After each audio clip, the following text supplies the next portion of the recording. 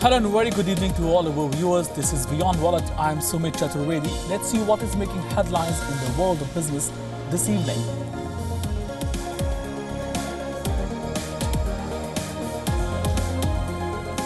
India's Tata Motors and Germany's Volkswagen Group break alliance talks. Companies had entered into alliance in March for joint development of a car for emerging markets.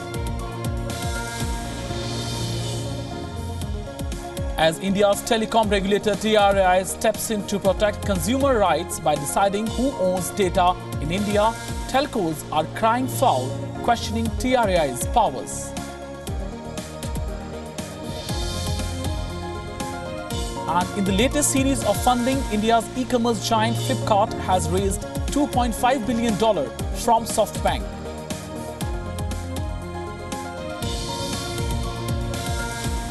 And after an egg scare, Europe now stares at a butter crisis. A sharp increase in global demand leads to price spiral and shortage of butter in Europe.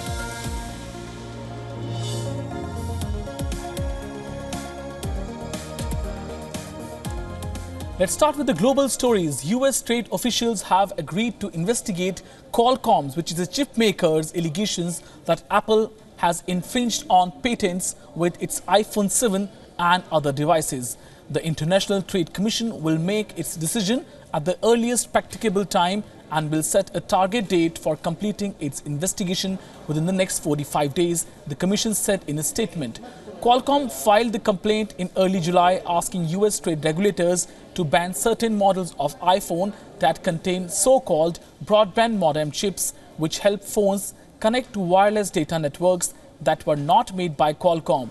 Apple began using broadband modem chips made by Intel in the iPhone 7. Qualcomm has not alleged that Intel chips violate its patents, but says the way Apple uses them in iPhone does.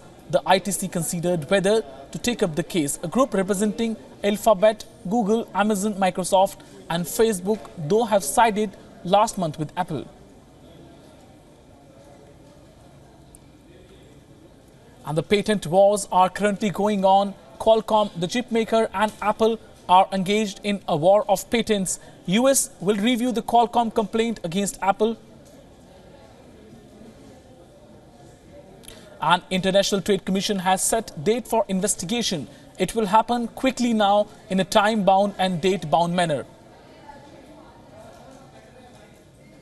And Qualcomm has asked for banning iPhone models which Apple sells in US. If that is agreed upon, it will be a big dent to Apple. iPhone models are containing a broadband modem chips on which Qualcomm, well, Apple is using these modem chips made by Intel in iPhone 7.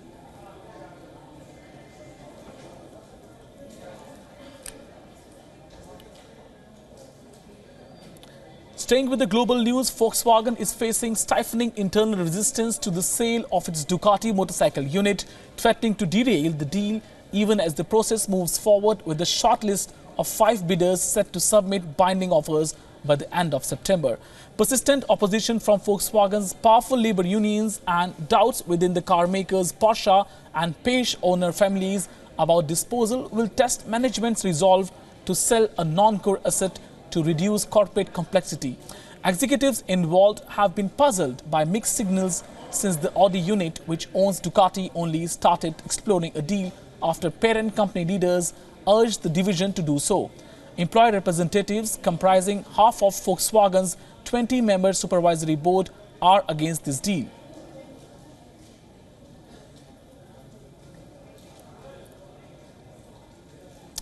So Ducati sale is in trouble. It is facing roadblocks. The German workers' unions have opposed Ducati sale. Ducati is superbike maker.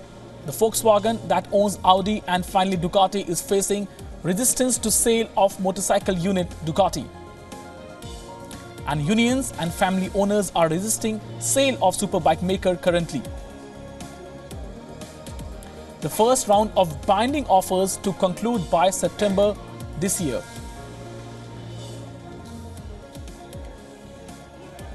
The Ducati sale is facing persistent opposition from labor unions in Germany as well as abroad. and executives involved have been puzzled by mixed signals coming from the owners and the labor unions.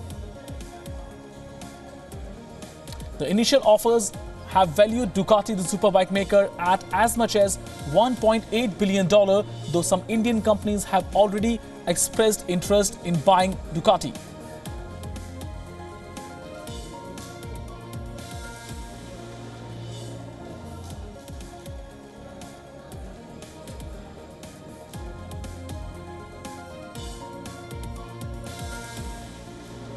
So clearly Ducati is on sale, but there are many hiccups to the whole deal, including labor unions that are not allowing Volkswagen to sell Ducati so easily.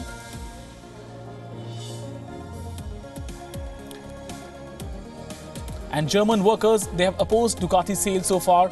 Volkswagen is the parent of the superbike maker, so deal is not happening anytime today, it looks like.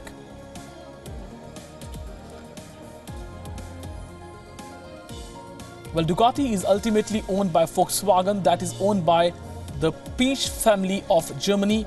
That is still not clear whether they should go ahead with the sale of Ducati or not.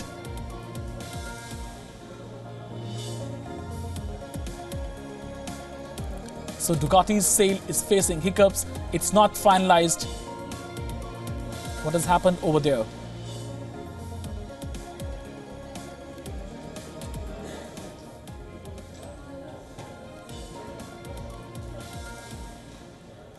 And External Affairs Minister Sushma Swaraj has arrived in Kathmandu for the meeting of foreign ministers of Bay of Bengal Initiative for Multi-Sectoral Technical and Economic Cooperation.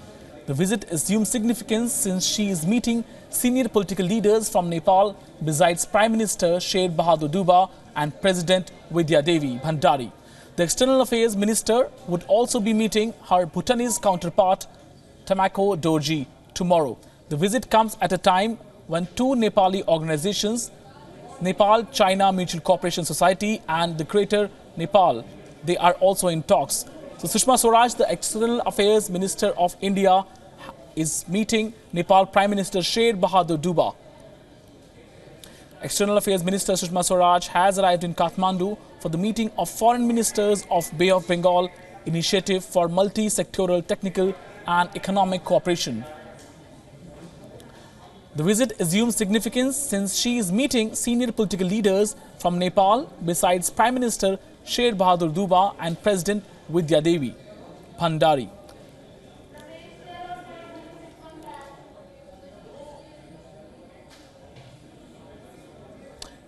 And we are joined by our senior correspondent Ramesh Ramachandran from Kathmandu in Nepal. Good evening to you, Ramesh. First of all, what latest do you have on this finally the Minister of External Affairs, Sushma Swaraj, arriving in Nepal? What has happened so far here? Right, so today is the day one of the two-day BIMSTEC ministerial meeting taking place here in Kathmandu, Nepal. And Minister Swaraj arrived this afternoon, and since then she's had two appointments. One, a courtesy call on the President, and before that, a call on the Prime Minister of Nepal, Prime Minister Deuba. And as we speak now, she's gone for the formal inauguration of the BIMSTEC ministerial meeting, which will be the operative discussion will take place tomorrow. But on the margins of the BIMSTEC meeting, there will be key bilaterals which might be of interest to India because of the context in which they are taking place. Remember, Minister Swaraj's travel to Kathmandu takes place at a time when Indian and Chinese troops are in a confrontational position of posture on the Doklam Plateau, and this issue can be expected to figure in her bilateral meetings on the margins of the BIMSTEC meeting here in Kathmandu with a counterpart from Bhutan in particular. So those will be the key bilaterals to look out for tomorrow, and we're given to understand that the joint statement, which will be issued towards the end of the meeting here tomorrow, can be expected to focus on the issue of the three T's, as they are called: terrorism, trade, and transport.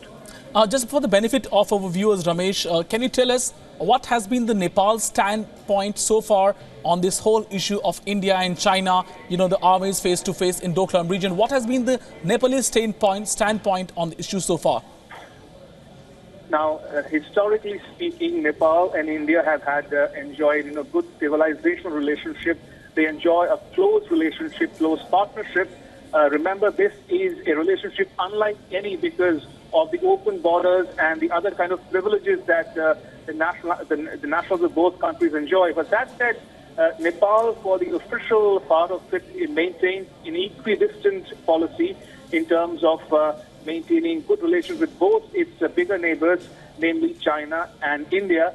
But of late, there are some sections in the Nepalese society in particular who are calling for a more independent foreign policy, as it were, to outbalance the traditional ties with India in favor of a more closer relationship with China. Remember, Nepal was one of the few countries that participated from South Asia in the Belt and Road Initiative, which was the marquee event hosted by President Xi Jinping recently. And to that extent, India is concerned about the closer relationship between Kathmandu and Beijing. But on the face of it, Nepal maintains that it has India's interest in mind and will not do anything to undermine India's security interests in the region and beyond. All right, Ramesh, thank you for talking to us and getting us all these details. Well, as we were talking to our senior correspondent, Ramesh Ramachandran, who was talking from Kathmandu, who was giving a phone-in from Kathmandu. Sushma Swaraj, the Minister of External Affairs, has arrived in Kathmandu. The overall situation is now very critical in the point of view of both India and China, the neighbors of Nepal, having a standoff position as far as Doklam is concerned. Now, moving on and coming back to business news, and that's the first news coming from India. It's from the telecom space. The Telecom Regulatory Authority of India, as it has stepped in to protect consumer rights, telecoms in India are crying foul, questioning its powers. Telecoms have questioned whether data ownership, security and privacy, they fall under regulators' ambit, noting that the watchdog may bite off more than it can chew, while issuing a consultation paper on a subject that also involves entities that are not telecom license holders. Now, through a consultation paper issued yesterday, Telecom Regulatory Authority of India is aiming to identify key issues pertaining to data protection in relation to delivery of digital services. These services include telecom and data services, as well as devices, networks and applications that collect and control data generated by users through telcos. The regulator wants to know if there should be a greater parity in data protection norms applicable to carriers and internet-based voice and messaging services. To discuss more on this issue, we are joined by Mr. Rajan Matthews, the Director General of Cellular Operator Association of India, representing Indian telecom companies. Good evening to you, Mr. Matthews. First of all, I would like to ask you your stand on the whole issue. Why are you telecoms opposing TRAs coming and making rules for data ownership?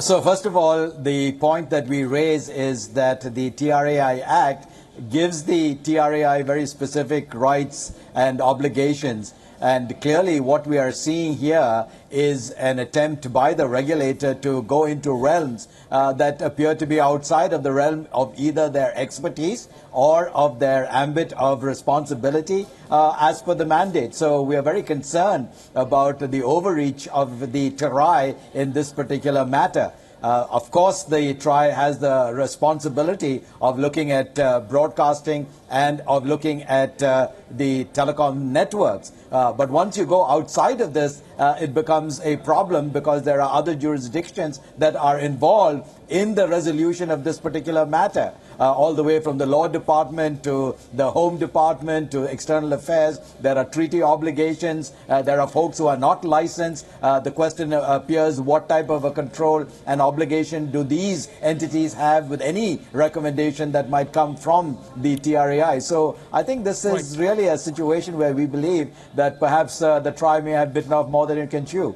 But Mr. Matthews, shouldn't there be some rule at least as far as data ownership is concerned? Because the rules are being framed throughout the world, and India data owners, they are clearly not, do not know where do they belong as far as data ownership rules are concerned. So shouldn't there be some rules as far as data ownership norms are concerned?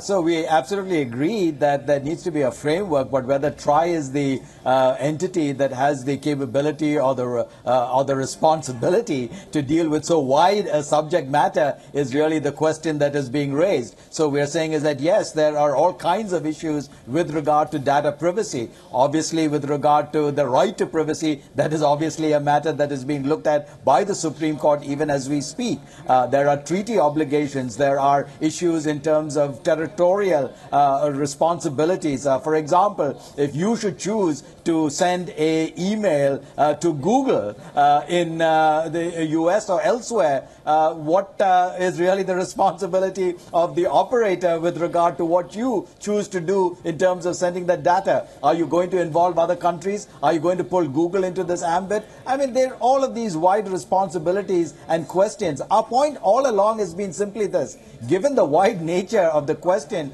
wouldn't it have been better if you had conferences, you had workshops, you called the multi-stakeholders into this, discussed the matter before you jump immediately into a issue of a discussion paper?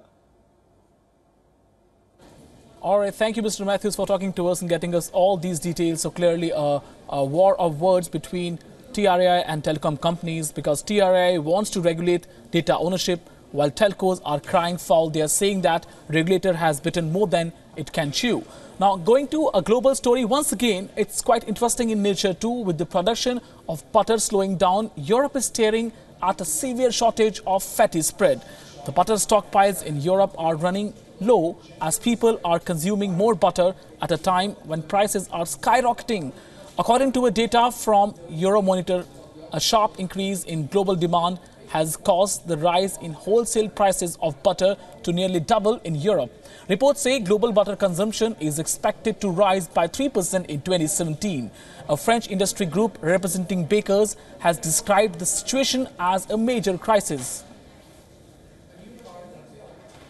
And we are joined by our London Bureau Chief, Mandy Clark. Good evening to you, Mandy. And first of all, why such a different situation in UK? And you really people are, in European Union and Europe, are they really facing a big a problem of scarcity of butter? Apparently, and there might not be enough butter to go around by Christmas, according to the reports. Where this comes from is there was mass subsidies for dairy farmers, especially in the UK. And at one point, the prices were so low that milk cost less than bottled water.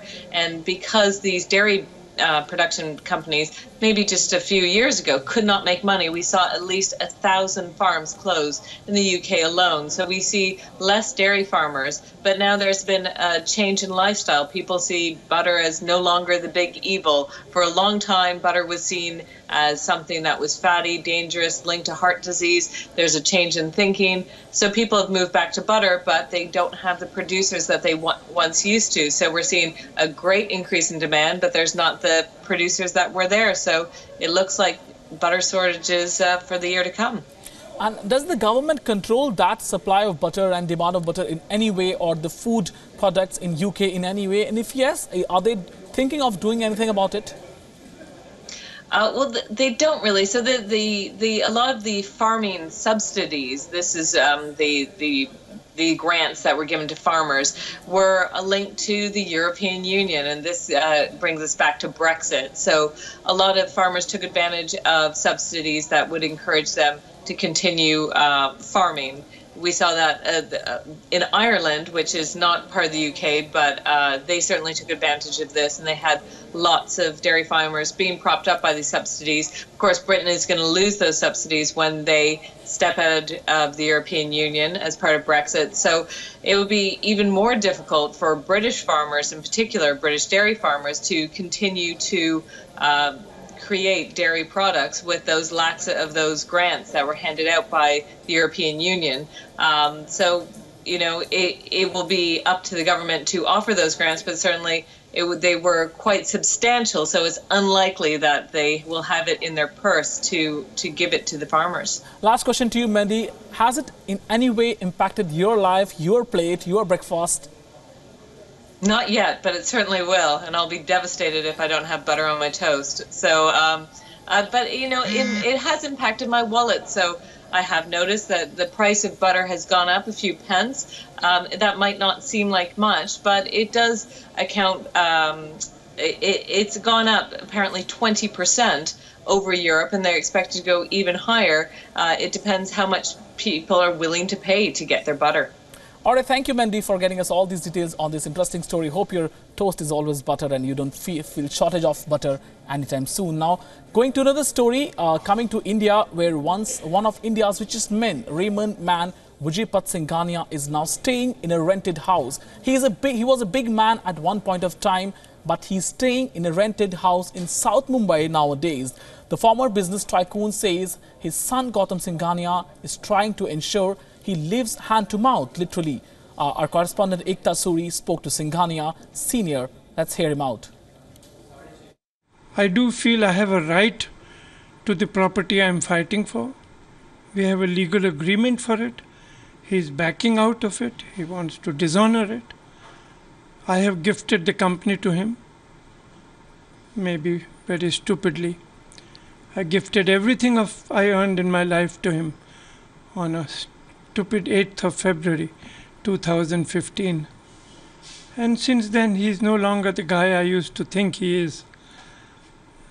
Everybody has to live their own destiny. पर जो हम पढ़ रहे हैं कि जो मेरी mister Singhania mister Gautam Singhania के लॉयर से भी जो हमारी बात हुई, उनके हिसाब से ओल्ड लॉ के हिसाब से अग्रीमेंट साइन हुआ था. टाइम बदल गया है, एरा बदल गया है, लॉज बदल गए हैं, तो अब जब शेयर होल्डर्स का जो से है वही कंपनी का से है. पहली बात तो मेरा ये मानना है कि this issue was not legally required to go before the shareholders. Number two, their rejecting it is not the end of the story. Because now you're pushing me to go into legalities. I don't think it would be fair. But in spite of all that has happened, I do believe that I have a strong case in court. Maybe it will go to arbitration as required by law, and one has to wait and see what will happen. But क्या सिर्फ घर का ही एक issue है, duplex apartment का, जेके house में, और are you also fighting for the perks that has been withdrawn? No, I'm not fighting for any perks. He's entitled to. He owns the company now. He can do what he likes. And one last comment of yours, जो भी headlines कह रही हैं कि I call it silly headline, I call it misquoted headline, but जो भी headlines कह रही हैं hand to mouth, what would be your comment and reaction on that, a hand to mouth situation? I think that's absolutely ridiculous. I was never hand to mouth, and I never will be, God willing.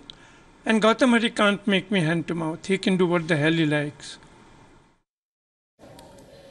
And now going back to some global stories, electric car maker Tesla is developing a long-haul electric semi-truck that is getting testing a prototype in Nevada in US.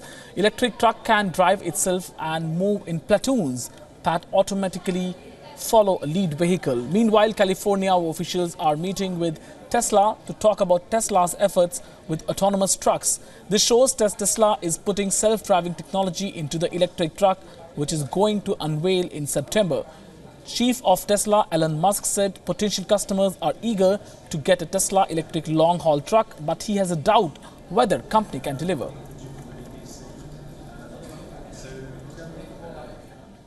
And Aadhaar, the unique identity number in India, may soon become mandatory for buying shares and mutual funds. The government and the Securities and Exchange Board of India, SEBI, are planning to link Aadhaar to financial market transactions to try and curb sharp practices such as conversion of black money into white through the stock market.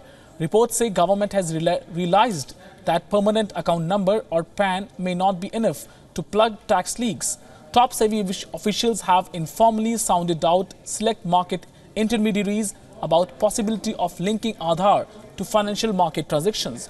Government recently mandated that Aadhaar, launched in 2009 by the UPA government, be linked to PAN, bank accounts and mobile phone numbers. The deadline for existing bank account holders to provide their Aadhaar details is December 31st. The unique ID or Aadhaar can be used for conducting the mandatory Know Your Client or KYC check for mutual fund transactions online. An online KYC known as eKYC done with Aadhaar, mutual fund investors do not need to go to fund houses to submit their forms and get their signatures identified in person. So Aadhaar for Indian share transactions can be made, we can say that mandatory, and it is required. Reports are saying this.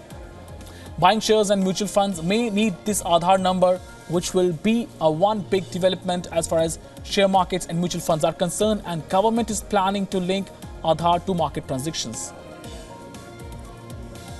The move is to stop use of black money into stock markets. And another big news from India, where cooperation talks between Germany's Volkswagen Group and India's Tata Motors about joint development of a car for emerging markets have ended amicably. The collapse of the talks is a further blow to Volkswagen's efforts to develop a cheap vehicle platform for Asian markets, after an earlier alliance with Japanese partner Suzuki also fell apart. In March, Tata Motors and Volkswagen announced a Memorandum of Understanding or MOU for a long-term partnership to explore joint development of products for customers in India and other markets. Volkswagen's entry-level Skoda brand has been commissioned by Volkswagen to lead the talks with Tata, and they were going to talk to Volkswagen, but that has not happened. The alliance is not happening now.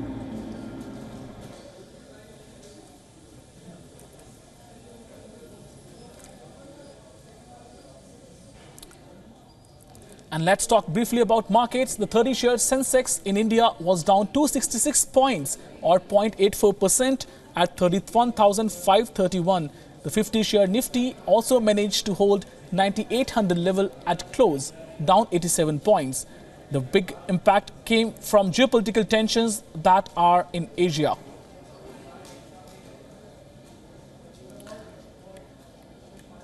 Well, the markets also hit intraday low today, but they ended only in red. As we see, Sensex was down 0.84%, while Nifty was down 0.89%. They have closed nearly flat, and say that the markets are really under pressure because of many geopolitical tensions that are playing spoil sport for the markets across the globe. That's all we have in this edition of WION Wallet. For more news and updates, stay tuned to WION, and thanks for watching us.